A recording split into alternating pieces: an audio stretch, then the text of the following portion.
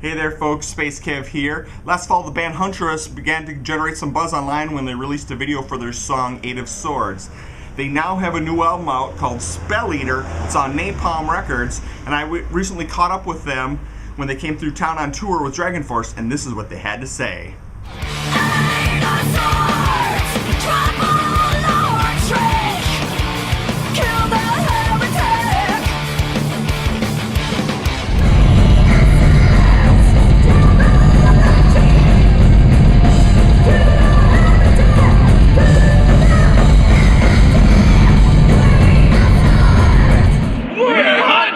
You're listening to Black Metal, dude! Yeah, is that a Manowar reference? Video for 8 of Swords and what we did at that point and how the process was. And I said we record 8 of Swords and a song called Terror that's on the album and did a video for 8 of Swords and just kind of... Yeah, we thought that one, I don't know, was more appealing, I guess. Both songs are pretty rad. You threw it up on YouTube and that's...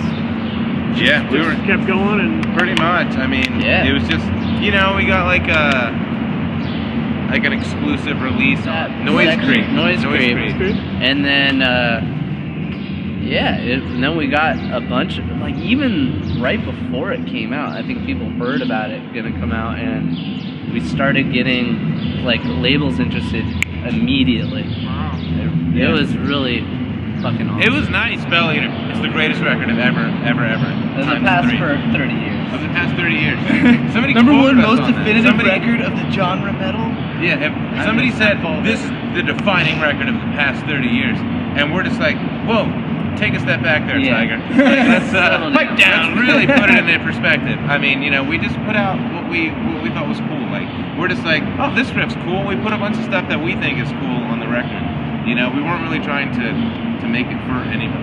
You know what I mean? Yeah. You know, it was a good arm wrestle with our producer who helped us with it, because we naturally just want to play a part forever and just bang our heads and just not really worry about the song turning into 6 or 8 minutes. Yeah. But that's kind of an exaggeration, but he really kind of helped keep us in control, so I think that creates a good balance, especially for our first record where people... Definitely, I'd say this guy's #1 coming up with initial songs, so, like, I have some songs on there, but we get it all in there, and usually it's all us dudes really compiling and arranging the songs. Yeah.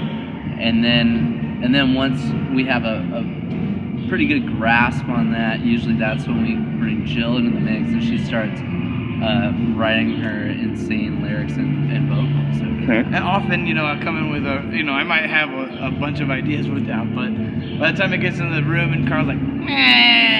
Yeah, I'm pretty picky about what these guys are on. Like, Carl. But it always turns out better.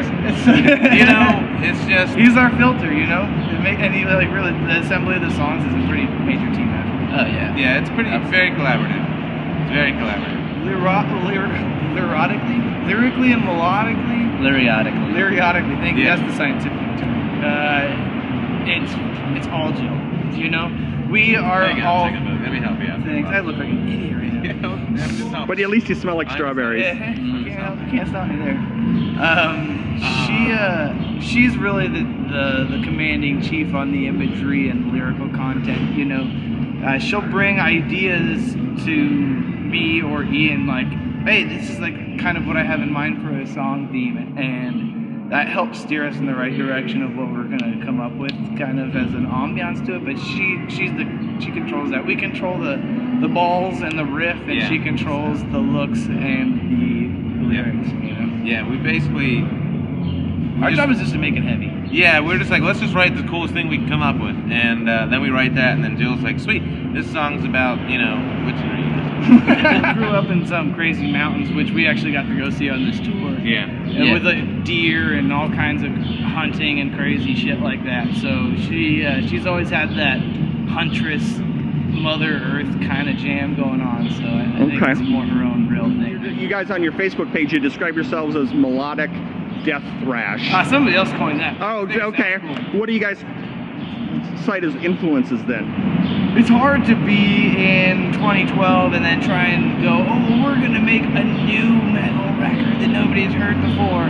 So people give us shit like, oh, this sounds derivative, but it sounds not derivative, but I don't see 7 strings, but I want to see more breakdowns, or I don't want to see breakdowns, or I want to hear her sing, but I want to hear, it's like, fuck all you guys.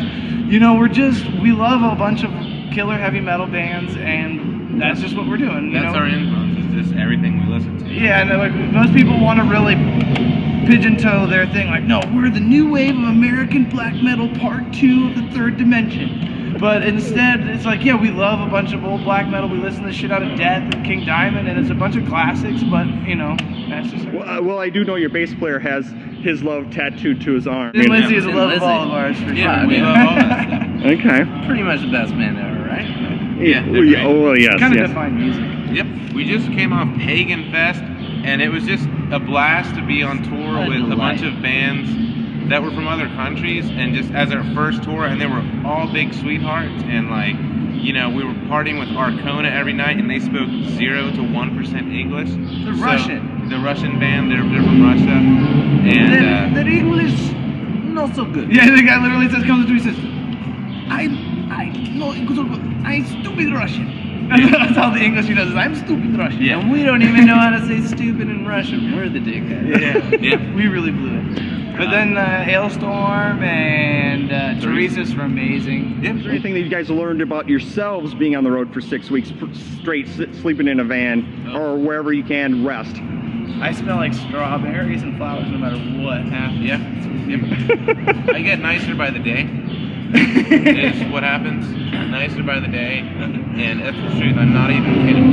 Yeah, you Not are. even kidding. Look at these birds just coming close by because they know I'm really nice. I definitely learned, even if you don't think you can sleep in a van, by the end of week 1, you're so beat, you will be snoring, just sawing logs, sleep in a van, no problem at all. Yeah. Whoever drives controls the radio and volume, and you cannot talk shit on whatever they're listening to. Yep. And Eric stays in the back of the bus. Yeah. The bass player. He's in the That's back. the rule. Just kidding. Rosa Parks is not happy about that one, but it's necessary. Sing. That's about it. Like, we're pretty lenient. We don't have any crazy rules, really. It's just music, whatever you want to listen to if you're driving. We do all the time is juice. You said doo-doo. We have a juicer that we have in the back of the van. We have a big power converter under our passenger seat. So we try daily, but we've been at a rate of like twice a week, really, of just getting a ton of fresh veggies, Yeah. juicing the shit out of them in the green That's room. our attempt to balance. That's the It's balance of basically- cheeseburgers and pizza juice. You still lose, but That's it helps our a lot. attempt. Juicing is our attempt to be as metal as possible as we could be. We're like, what could be super metal is getting a bunch of cucumbers and juicing them. And we're gonna juice Pabst Blue Ribbon. Yep. We're super metal. Los No. Angeles heavy metal guys, get used to it. Yeah. And that one was, and Spell Eater was filmed in the high deserts. Yeah, we went Yeah, to it looks Joshua we Tree. went We to were right Joshua outside Tree Joshua National Tree. Yeah. It was freezing. Yeah. It was freezing. snowing. Snowing and raining and so And windy. sideways We were snow. so miserable that whole time. All of our gear at one point fell over. Because was that windy? It was that windy? We had our full stacks up, all propped up on rocks, and they started going, and we're like, oh, shit. So somebody grabbed Ian's I caught head, mine. and then it was like slow motion. You could see him coming, and I just was running over with my guitar, and it just caught it, kind of, and then pushed it. And then I was going down, and I just ate shit super hard, and so did Eric's cat. I was just standing there like holding my drums, like these are just gonna blow away. That's all I It got. was nuts. Is that why some of the videos filmed inside of a van? Yep. Yeah. We were Probably. improvising a lot. A lot of The improvising. only warm spot. And it When was- you piled 11 people into a van, it's like, oh, okay, it's warm. It was so windy. I mean, it's like you can see it in the video. There's not a point where we're just like normal. It's just hair, wind. You can't even headbang. It's just like, It's just well, I can't black even wind. headbang Dude, your anyhow. beard I is was like, like, yeah, my beard was moving. you know what it was, Heath? It was black wind. It was black wind. Black wind. It was black wind. Hot dog, man. Black wind metal is what it was. I'd like to thank Huntress for taking their time to interview with me. As you can probably tell, fun guys to hang out with. Their singer Jill, serious vocal power. They have a new album out on Napalm Records, Spell Eater. Go pick it up and go see them live when they come through your town. Let me Come